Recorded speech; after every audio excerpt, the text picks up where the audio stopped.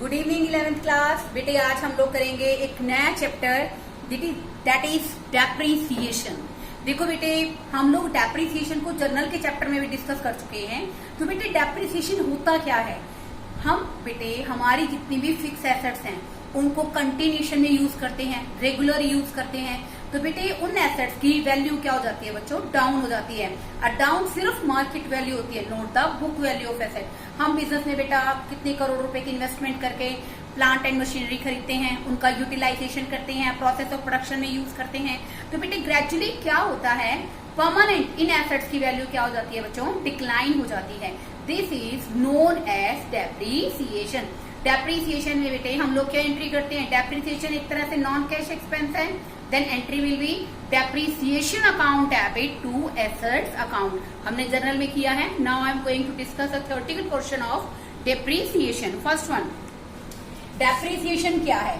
Depreciation may be defined as the permanent and continuing decreasing in the quality, quantity and value of asset. इसका मतलब क्या है बच्चों कि डेप्रिसिएशन क्या है? डेप्रिसिएशन ये है बेटे कि जिसके अंदर कंटिन्यूशन में एसेट को यूज करने से उसकी वैल्यू में, उसकी क्वांटिटी में, उसकी क्वालिटी में क्या हो जाता है? डिक्रीज हो जाता है।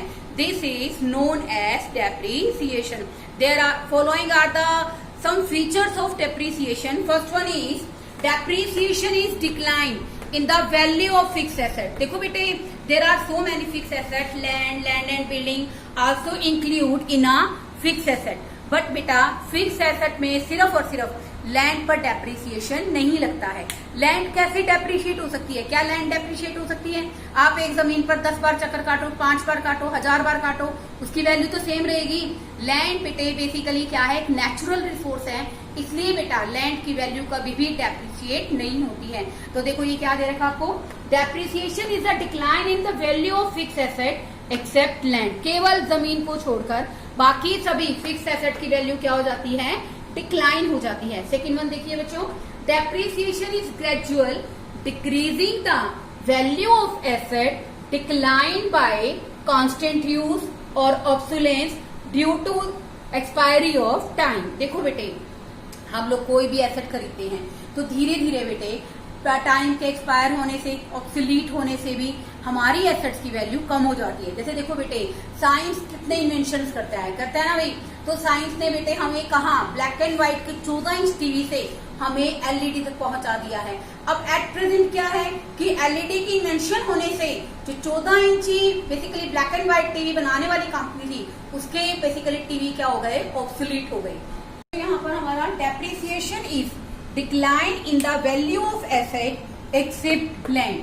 देखो बेटे डेप्रिसिएट हर एक फिक्स एसेट होती है, चाहे वो प्लांट एंड मशीनरी है, चाहे वो फर्नीचर है, चाहे वो बेसिकली कोई भी इक्विपमेंट है बेटे। एक्सेप्ट लैंड का मतलब यहाँ पर क्या है कि बेटे भूमि को छोड़कर, जमीन को छोड़कर सभी की सभी फिक्स एसेट पर डेप्रिसिएशन लगता है।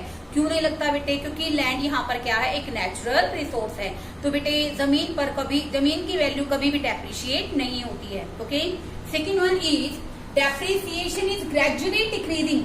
धीरे धीरे वैल्यू ऑफ एसेट क्या हो जाती है? कम हो जाती है। क्यों कम हो जाती है? बाय द कांस्टेंट यूज और obsolescence due to expiry of time. देखो बेटे पहला कारण तो यही है कि हम लोग एसेट को रेगुलर यूज करते हैं, कांस्टेंट यूज करते हैं, तो वो एसेट की वैल्यू कम हो जाती है। दूसरा कारण बच्चों यहाँ पर मैंने क्या कहा कि obsolescence due to expiry of time. Obsolete हो जाती है बच्चों टाइम के एक्सपायर होने से। जैसे आप लोग कोई भी एसेट बेटे यूज करते हो उसकी अपनी एक वर्किंग लाइफ होती है और उस टाइम के बाद वो एसेट क्या हो जाती है बेटे? ऑब्सोलीट हो जाती है। ऐसे ही बेटे जो मैन्युफैक्चरिंग कंपनी है, जैसे मान लो बेटे 14 इंचीज का क्या कर रही है, वो ब्लैक एंड व्हाइट टीवी बना रही है। अब हम कहाँ पहुंच गए हैं? एलईडी पर पहुंच गए हैं। तो बेसिकली जो प्लांट बेसिकली क्या कर रहा था? 14 इंच का ब्लैक एंड व्हाइट टीवी बना रहा था, एलईडी की इन्वेंशन होने से वो प्लांट क्या हो गया? ऑब्सोलीट हो गया है। थर्ड वन देखते हैं बच्चों, the term depreciation is used for only in respect of tangible assets. Students, you all know that assets are of two types. First one is tangible and second one is intangible. Tangible assets कौन सी होती है बेटे? जो touchable होती है, which we can touch, known as land and building, plant and machinery, stock, furniture ऐसे ही बच्चों इंटेंजिबल एसेट्स कौन सी होती हैं, which we can't touch, such like goodwill, patents, copyrights etcetera. तो देखो बेटे इसने क्या कहा कि जो डेप्रिसिएशन है वो किसके लिए यूज हो रही है, in respect of tangible fixed assets. Okay, अब यहाँ पर जो इंटेंजिबल एसेट्स हैं या हम कह सकते हैं कि जो हमारी वेस्टिंग एसेट्स हैं, जैसे ऑयल वेल्स है बेटे, कुआं है, ठीक है, तेल का कुआं, आप उससे तेल निकाल रहे हो बेटे, तो बेसिकली डेप्रिसिएशन उस पर नहीं लगेगा। तो अब देखो बेटे इसमें डेप्रिसिएशन एक नॉन कैश एक्सपेंस है। नॉन कैश का मतलब क्या है बेटे कि डेप्रिसिएशन की पेमेंट हम किसी आउटसाइडर को कैश की फॉर्म में नहीं करते हैं। डेप्रिसिएशन एक नॉन कैश एक्सपेंस है, as well as it also decreasing the profit. ये हमारे प्रॉफिट में एज एन एक्सपेंस चार्ज होता है और इससे हमारा प्रॉफिट भी क्या होता है बच्चों, कम होता है। ये नॉन कैश है, इसलिए it does not involve any cash outflow. इसके कारण किसी भी तरह से कोई भी कैश आउटफ्लो बिजनेस से नहीं होता है, because depreciation is a non cash expense. Next देखिए बच्चों, depreciation decreasing the value, book value. यहाँ पर मैंने क्या लिखा बच्चों, बुक वैल्यू। डेप्रिसिएशन केवल क्या करता है, बुक वैल्यू बेसिकली उसको कम नहीं करता, बेसिकली वो क्या करता है, market value of the asset. कहने का मतलब है depreciation decreases the book value, note the market value of the asset. हम लोग डेप्रिसिएशन लगाते हैं ना बच्चों, तो बैलेंस शीट में जो कि हमारी फाइनेंशियल पोजीशन को बताती है बेटे, balance sheet is known as financial measure of the company, या वित्तीय स्थिति को दर्शाती है। तो बेटे ये बेसिकली मार्केट वैल्यू को रिड्यूस नहीं करता, डेप्रिसिएशन बुक वैल्यू को क्या कर देता है बच्चों, डिक्रीज कर देता है। आगे देखिए, depreciation is not a process of valuation of asset. जब हम लोग बेटे डेप्रिसिएशन लगाते हैं ना, तो हमारा बेसिकली ऑब्जेक्टिव किसी भी तरह से एसेट की वैल्यू को डिटरमाइन करना या एसेट की वैल्यू को डिसाइड करना नहीं है। उसको डिसाइड करने का मतलब है कि मतलब बेसिकली एसेट की वैल्यू कैलकुलेट करना नहीं है, बल्कि हमारा ऑब्जेक्टिव क्या है, but process of allocation of cost. हम लोग बेटे एसेट की जो कॉस्ट है उसकी लाइफ टाइम के अकॉर्डिंग उसको क्या कर देते हैं बच्चों, डिस्ट्रीब्यूट कर देते हैं। जैसे मान लो कंपनी 2 करोड़ रुपए का एक प्लांट खरीदती है बच्चों, तो कंपनी को पता है कि वो प्लांट बेसिकली 20 साल चलेगा, तो कंपनी उसकी कॉस्ट को 20 साल के अकॉर्डिंग क्या कर देती है, डिवाइड कर देती है। That's why depreciation is the allocation of cost process. तो डेप्रिसिएशन यहाँ पर क्या है, process of allocation of cost of an asset to its effective span of life. यानी कि वो एसेट जितने जीवन काल चलेगी, जितने टाइम तक चलेगी, उसके अकॉर्डिंग हम लोग उसकी कॉस्ट को क्या कर देते हैं, एलोकेट कर देते हैं। These are the characteristics of the depreciation. Now come to the point, what are the causes of depreciation. क्या कारण है कि एसेट की वैल्यू डेप्रिशिएट होती है। First one, constant use. ये आपको पता ही है बेटे, जब हम किसी भी फिक्स एसेट को रेगुलरली यूज करते हैं तो नो डाउट उसकी वैल्यू ग्रेजुअली क्या हो जाती है बच्चों, डिक्लाइन हो जाती है। तो फर्स्ट वन रीजन क्या है, by the constant use. Second one, by expiry of time. मैंने कहा ना कि एक एसेट का इफेक्टिव स्पैन ऑफ लाइफ होता है, जीवन काल होता है कि वो 10 साल चलेगी, 15 साल चलेगी, उसके बाद भी वो एसेट क्या मतलब बेसिकली वो भी क्या हो जाती है, डेप्रिसिएशन की टर्म बन जाती है। तो टाइम के एक्सपायर होने से, कांस्टेंट यूज करने से। थर्ड वन दे रखा है बाय ऑब्सोलेंस। ऑब्सोलेंस मैंने आपको बताया, किसी भी नई टेक्नोलॉजी के इन्वेंशन होने से आपका जो एट एग्जिस्टिंग प्लांट है आपकी फैक्ट्री के अंदर, वो क्या हो जाता है बच्चों, ऑब्सोलीट हो जाता है, आउटडेटेड हो जाता है। बाय एक्सीडेंट, आप कोई एसेट यूज कर रहे हो बच्चों, तो बेसिकली क्या है, फैक्ट्री के अंदर there are so many workers are working in a single roof, एक ही छत के नीचे कितने सारे वर्कर काम कर रहे हैं। तो बेटे होता क्या है कि बेसिकली उनमें से किसी के साथ मिस हैपनिंग हो जाती है, तो उस कारण से भी बेटा हमारी एसेट क्या हो जाती है, डेप्रिशिएट हो जाती है। Last one is by expiry of legal rights. देखो बेटे लीगल राइट्स क्या होते हैं, देखो जैसे हम लोग क्या करते हैं बेटे, ऑयल वेल्स हो गए, हमारे कोल माइंस हो गई, उनको यूज करने का राइट ले लेते हैं 5 लाख रुपीज में, ठीक है भाई। तो बेसिकली हम उसको 10 साल यूज करेंगे, तो जैसे ही जैसे टाइम पीरियड नजदीक आएगा, हमारे वो लीगल राइट्स के बाद से हमारे लिए वो एसेट क्या हो जाएगी, डेप्रिशिएट हो जाएगी, ठीक है। अब हम बात करते हैं what is the requirement and what is the need, importance of objective of calculating depreciation, कि हम हमारे लिए डेप्रिसिएशन की क्या इंपॉर्टेंस है। सबसे मेन इंपॉर्टेंस तो बेटा यही है कि डेप्रिसिएशन हमें रिप्लेसमेंट करने के लिए, एसेट आप सबको पता है कि हम एसेट का यूज करते हैं, एसेट बेसिकली बेटा करोड़ों रुपए में होती है। अरे एक बिजनेसमैन इतना फाइनेंशियली स्ट्रॉन्ग नहीं होता कि वो 10 साल बाद अपने ही पैसों से एसेट्स को रिप्लेस कर सके, तो इसलिए वो क्या करता है बच्चों, हर साल डेप्रिसिएशन में से पैसे चार्ज करता है, ताकि क्या हो सके, उन्हीं पैसों से वो क्या कर सके, जब एसेट्स को रिप्लेस करने का टाइम आए, एसेट वर्किंग में ना रहे, उन्हीं पैसों का यूज करके वो एक नई एसेट खरीद सके और कंपनी पर किसी भी तरह से कोई भी फाइनेंशियल बर्डन क्रिएट ना हो। तो फर्स्ट ऑब्जेक्टिव यही है कि बेसिकली रिप्लेसमेंट, फिक्स एसेट को रिप्लेस करने के लिए हमें फंड्स कौन प्रोवाइड कराता है, depreciation. Second one, for ascertaining true profit and losses. Obviously हम लोग क्या करते हैं बेटे, डेप्रिसिएशन हमारा एक नॉन कैश एक्सपेंसिस है। जब हम लोग कंपनी की बेसिकली इनकम स्टेटमेंट प्रिपेयर करते हैं, इनकम स्टेटमेंट स्टूडेंट्स दो तरह से होती है, एक होती है ट्रेडिंग अकाउंट, एक होता है बच्चों प्रॉफिट एंड लॉस अकाउंट। तो हम इसको बेटे प्रॉफिट एंड लॉस अकाउंट में शो करते हैं, जिसके कारण हमारा जो प्रॉफिट है वो डिक्रीज हो जाता है। तो हमें एक्चुअल प्रॉफिट के बारे में पता चलता है जब हम डेप्रिसिएशन चार्ज करते हैं। Second one is for providing fund for replacement of asset, which I have already discussed. Third one is to ascertain the accurate cost of production. अब देखो बेटे, हम लोग कोई भी एसेट कोई भी बेसिकली प्रोडक्शन करते हैं, तो प्रोडक्शन करते हुए मशीन की कॉस्ट को भी तो शामिल करना पड़ेगा, क्योंकि हमने तो फंड्स वहां भी इन्वेस्ट किए हैं। तो बेटे इससे हम लोग एक्यूरेट हमें कॉस्ट ऑफ प्रोडक्शन के बारे में पता चल जाता है, क्योंकि हम लोग डेप्रिसिएशन को किस में ले लेते हैं, कॉस्ट ऑफ प्रोडक्शन कैलकुलेट करने में इंक्लूड कर लेते हैं। Next one, for avoiding over payment of tax. देखो बेटे, डेप्रिसिएशन एक नॉन कैश एक्सपेंस है, but it also helps to ascertain true profit. अब अगर हम लोग डेप्रिसिएशन चार्ज नहीं करेंगे बेटे, तो क्या होगा, हमारा जो एक्चुअल प्रॉफिट है वो क्या आएगा बच्चों, ज्यादा आएगा। इफ अगर बेसिकली क्या होगा बेटे, if our profit and loss statement shows more profit, then we have to pay the over tax. तो ओवर टैक्स से बेटे बेसिकली बचा जा सकता है, ओवर पेमेंट ऑफ टैक्स को कम किया जा सकता है, अवॉइड किया जा सकता है bye maintaining the depreciation for the asset. Last one, for showing true and fair presentation of financial position. Students you all know that financial position कौन शो करता है, हमारी बैलेंस शीट। तो बैलेंस शीट में बेटे जब हम फिक्स एसेट शो करते हैं, तो उसी समय पर बेटे हम लोग डेप्रिसिएशन को क्या कर देते हैं, रिड्यूस कर देते हैं। तो बेटा डेप्रिसिएशन लगाने से हम लोग हमारी बिजनेस की फेयर प्रेजेंटेशन, जो एक्चुअल में प्रेजेंटेशन है वो, और बेसिकली जो ट्रू प्रेजेंटेशन है उसको भी हम लोग बहुत बेहतरीन तरीके से शो कर सकते हैं। To discuss the methods of calculating depreciation. देखो बेटे, जो हमारे बेसिकली मेथड्स हैं डेप्रिसिएशन को कैलकुलेट करने के, there are 8 methods for calculating depreciation, but according to CBSE guideline only 3 methods are prescribed according to 11th syllabus. These are, first one is straight line method. ये बेटा जो straight line method है, इसका another name है original cost method, और तीसरा नाम है बच्चों इसका इक्वल इंस्टॉलमेंट मेथड। अगर क्वेश्चन के अंदर बेटे आ जाए you have to solve the question equal instalment, तो भी एक ही मतलब है बेटे, स्ट्रेट लाइन आ जाए तब भी सेम है, और ओरिजिनल कॉस्ट आ जाए तब भी सेम मतलब होता है। Second one, diminishing balance method.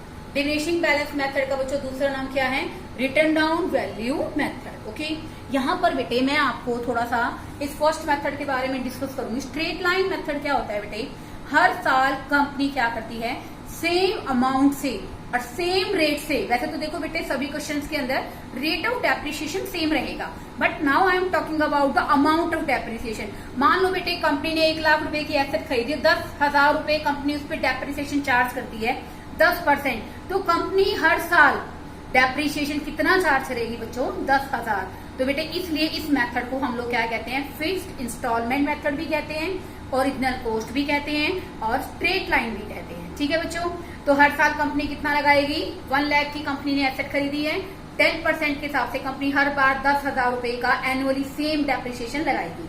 Second method है बच्चों हमारा diminishing balance method, and you can say that return down value method. कैसे होगा बच्चों उसके अंदर, जैसे कंपनी ने बेटा एक एसेट खरीदी 1 लाख की, तो कंपनी 10% लगा रही है, कितना आ गया 90,000 बैलेंस बच गया। तो कंपनी नेक्स्ट टाइम जो डेप्रिसिएशन लगाएगी बच्चों वो 90,000 का 10% लगाएगी। रिटर्न डाउन वैल्यू का मतलब क्या है कि जैसे जैसे एसेट्स की वैल्यू डिक्लाइन हो जाए वैसे वैसे ही आप लोगों की अमाउंट ऑफ डेप्रिसिएशन भी क्या हो जाएगी बच्चों, डिक्लाइन हो जाएगी। Further remember that there is no increasing and decreasing in the rate of depreciation, it is only and only amount of depreciation. तो यहाँ पर बेटे कितना बच गया 90,000, 10% लगाओगे कितना आ गया स्टूडेंट 9,000, नेक्स्ट टाइम कितना आ गया 81,000, फिर उस पर लगाओगे 8,100। तो कहने का मतलब डिमिनिशिंग बैलेंस का मतलब क्या है कि जैसे जैसे डेप्रिसिएशन से वैल्यू डिक्लाइन होगी, अमाउंट ऑफ डेप्रिसिएशन बच्चों क्या हो जाएगा, डिक्लाइन हो जाएगा। This is known as diminishing balance method. And next one, maintaining provision for depreciation. देखो बेटे, हम लोग एक तो हर साल क्या करते हैं, डेप्रिसिएशन को चार्ज करते हैं, और एक हम बेटे एसेट पे डेप्रिसिएशन तब चार्ज करते हैं। बेसिकली इसके लिए हम लोग एसेट्स अकाउंट अलग से और प्रोविजन फॉर डेप्रिसिएशन अकाउंट अलग मेंटेन कर लेते हैं, ठीक है, जिसके अंदर हम लोग सिर्फ और सिर्फ डेप्रिसिएशन तब चार्ज करते हैं जब हम उस एसेट्स को सेल कर रहे होते हैं। तो बेटे इसमें भी दोनों मेथड यूज कर सकते हो। आपको क्वेश्चन के अकॉर्डिंग गिवन होगा कि आपको कौन सा मेथड यूज करना है। आप स्ट्रेट लाइन भी कर सकते हैं और रिटर्न डाउन वैल्यू मेथड भी आप आसानी से यूज कर सकते हैं। अब देखो बेटे, factors affecting determining the amount of depreciation. हमारे अमाउंट ऑफ डेप्रिसिएशन को क्या क्या बातें अफेक्ट करती हैं। सबसे पहला बच्चों कॉस्ट ऑफ एसेट, कि हमने एसेट को कितने में खरीदा है। सेकंड वन होता है बच्चों एस्टिमेटेड लाइफ ऑफ एसेट। हम लोग कोई भी एसेट खरीदते हैं बच्चों, हमें पता होता है कि उसकी एस्टिमेटेड लाइफ कितनी है, कि वो कितने टाइम तक प्रॉपर तरीके से वर्क करेगी। और थर्ड होता है बच्चों हमारा estimated scrap value. Scrap value का मतलब क्या होता है बेटे, कि जब वो एसेट वर्किंग में नहीं रहेगी, काम नहीं करेगी, तो उसका जो बेसिकली उस एसेट का बोल देते हैं हम लोग भंगार में, यानी कि जब हम उसको बेसिकली रीसेल करेंगे, जो भी लोहा वगैरह है जिसको हम लोग बेसिकली भंगार में बेच के कमाएंगे, वो होता है बच्चों एस्टिमेटेड स्क्रैप वैल्यू कहते हैं। स्क्रैप वैल्यू, स्क्रैप वैल्यू का बेटे एक दूसरा नाम भी होता है, this is known as fetch value. इसको हम लोग फैच वैल्यू भी कह सकते हैं बच्चों। और रेजिडुअल वैल्यू, रेजिडुअल वैल्यू का मतलब क्या होता है स्टूडेंट, अवशेष मूल्य, यानी कि जो एसेट हम लोग यूज कर रहे हैं जब वो यूज करने के लायक नहीं रहेगी तो उसका अवशेष मूल्य कितना होगा। तो बेटे हमारे जब हम लोग डेप्रिसिएशन को डिसाइड करते हैं, डिटरमाइन करते हैं, there are 3 factors which decide the depreciation. First one cost of asset, हमने एसेट को कितने में खरीदा है। Second one estimated life of asset, कि एसेट कितने टाइम तक इफेक्टिवली वर्क करेगी। और थर्ड वन है scrap value, estimated scrap value, यानी कि उसकी स्क्रैप वैल्यू कितनी रहेगी। आगे आ जाइए बच्चों, इसमें बेटा यहाँ पर मैं डिस्कस कर रही हूँ हमारा first method original cost method. जैसे कि आपको नाम से पता चल गया कि original cost method the straight line method in which depreciation amount will be same among all the year. सभी सालों के लिए डेप्रिसिएशन की अमाउंट क्या रहेगी बच्चों, सेम रहेगी। तो इसके अंदर बेटे अगर हमें ईयरली डेप्रिसिएशन कैलकुलेट करना है, कई बार बेटे इन क्वेश्चंस के अंदर हमें रेट ऑफ डेप्रिसिएशन गिवन नहीं होता, तो हमें ईयरली डेप्रिसिएशन भी निकालना आना चाहिए और रेट ऑफ डेप्रिसिएशन भी निकालना आना चाहिए। ईयरली डेप्रिसिएशन का फॉर्मूला क्या है बच्चों, ओरिजिनल कॉस्ट ऑफ एसेट, हमने एसेट्स को कितने में खरीदा है, minus estimated scrap value, asset के अवशेष मूल्य कितना होगा, divided by estimated life of the asset, और हमने एसेट को कितने में, बेसिकली जो हमारी एसेट है उसकी एस्टिमेटेड लाइफ कितनी है। ये तो आ गया बच्चों हमारा साल भर में लगने वाला डेप्रिसिएशन। ये से तो हमारे क्वेश्चन में क्या आएगी, अमाउंट आएगी। क्या आएगी student, amount of depreciation. If you want to calculate rate of depreciation, कि हमारा बेसिकली रेट ऑफ डेप्रिसिएशन कितना है, तो कैसे निकालोगे, अमाउंट ऑफ डेप्रिसिएशन, ऐसा करने से ईयरली डेप्रिसिएशन यहाँ आ जाएगा बच्चों, divided by cost of assets into में 100। ऐसा करने से बेटे हमारे पास क्या आ गया, rate of depreciation. Now in this video I am also going to discuss the journal entries of the depreciation. इन एंट्रीज को हम लोग अकाउंटिंग ट्रीटमेंट किस तरह से देंगे। First one, purchase of fixed assets. अगर हम लोग बच्चों परचेज करते हैं फिक्स्ड एसेट्स को, तो जनरली बेटे हम लोग क्या एंट्री करते हैं, फिक्स्ड एसेट क्या है बच्चों हमारे लिए, रियल अकाउंट है, तो बेटे हम लोग क्या लिखेंगे, यहाँ पर हमारे पास बेटे क्या आ जाएगा, एसेट्स आ जाएगा। कैश में पेमेंट करोगे तो कैश चला जाएगा, और चेक के थ्रू पेमेंट करोगे तो बैंक रिड्यूस हो जाएगा। तो यहाँ पर क्या एंट्री बनेगी बच्चों, assets account debit to bank या फिर to cash account. Second one, for providing depreciation on assets. हम लोग क्या कर रहे हैं, हमारी एसेट्स पर डेप्रिसिएशन लगा रहे हैं, तो स्टूडेंट डेप्रिसिएशन हमारा नॉन कैश एक्सपेंस है। Then due to rule of nominal account depreciation account will be debited, account debit to assets account. Third one, for resale, resale भी नहीं लिखो, realised from the sale of assets, realised from the sale of fixed assets. आप direct भी लिख सकते हैं कि fixed assets को अगर हम लोग बेचते हैं तो बेटे इसमें एंट्री क्या रहेगी अपने पास, कैश या बैंक आएगा, तो बैंक या फिर cash account debit to assets account. इसके अंदर बच्चों फोर्थ एंट्री बन जाएगी, in case of loss when assets is sold. जब बेटे हम लोग क्या करते हैं, एसेट्स को बेच देते हैं, तो हमें बेटा कई बार क्या होता है, लॉस हो जाता है। स्टूडेंट्स क्या हो जाता है, लॉस हो जाता है। तो इस केस में बेटे हम लोग क्या एंट्री करेंगे, statement in profit and loss, statement in profit and loss account debit, statement in profit and loss account debit to assets account, to assets account. ऐसे ही बच्चों अगर हमें क्या हो जाए, प्रॉफिट हो जाए, in case of profit when assets are sold. अगर हम एसेट्स को बेचते हैं बेटे, तो कई कई पोजिशंस में क्या होता है बेटे, हमें प्रॉफिट हो जाता है। तो उसके लिए हम लोग क्या एंट्री करेंगे स्टूडेंट्स, तो यहाँ मैं आपको एंट्री लिख के बता रही हूँ बच्चों। हमारे लिए प्रॉफिट है, तो मैंने कहा था ना, लॉस के केस में मैंने स्टेटमेंट इन P&L को लॉस को डेबिट करते हैं ड्यू टू नॉमिनल अकाउंट, और प्रॉफिट को क्या करते हैं बच्चों, क्रेडिट करते हैं। तो यहाँ पर क्या एंट्री बनेगी, assets account debit to profit and loss भी लिख सकते हैं बच्चों। वैसे बेसिकली हम लोग क्या लिखते हैं, to statement in profit and loss account. Students एक बार और मैं जनरल रिपीट कर रही हूँ, फोकस देयर। अकाउंटिंग ट्रीटमेंट के अंदर बेटे एसेट परचेज करोगे, तो एसेट्स हमारा रियल अकाउंट है, डेबिट व्हाट कम्स इन, क्या जा रहा है बच्चों, cash, assets account debit to bank. अगर हम डेप्रिसिएशन करते हैं तो हमारे एसेट की वैल्यू डिक्लाइन हो जाती है बच्चों। डेप्रिसिएशन क्या है, एक नॉन कैश एक्सपेंस है। Then entry will be depreciation account debit to assets account. अब हम बेटे हमारी एसेट्स को बेटे जब ऑब्सोलीट हो जाती है तो बेचने की कोशिश करते हैं, नहीं लेनी है, कोई भी कारण है बेटे, तो क्या एंट्री आएगी हमारे पास, कैश आ गया, एसेट्स हमारे पास से चली गई, बैंक अकाउंट डेबिट या फिर cash account debit to assets account. And next one, loss होगा बेटे तो ऑब्वियसली वो डेबिट होगा, तो यहाँ पर statement in profit and loss account debit to assets account. अगर प्रॉफिट होगा तो बच्चों क्या होगा, प्रॉफिट एंड लॉस क्रेडिट होगा, assets account debit to profit and loss to statement in profit and loss account. Students मुझे लगता है कि अगर आप इसको थ्योरेटिकली प्रिपेयर करोगे तो नो डाउट बेटे ये आपके आगे सीए के एग्जाम्स के लिए, ICWA के लिए, और भी बेटे जो डिफरेंट कोर्सेज हैं जो आप लोग बेसिकली 11th के बेस पर करते हैं, आपके थ्योरेटिकल पोर्शन को स्ट्रॉन्ग बनाएगा और आपको पूरे चैप्टर के बारे में कंप्लीट इन्फॉर्मेशन देगा। In the next video I am going to discuss the topic of straight line with questions. Okay, thank you students.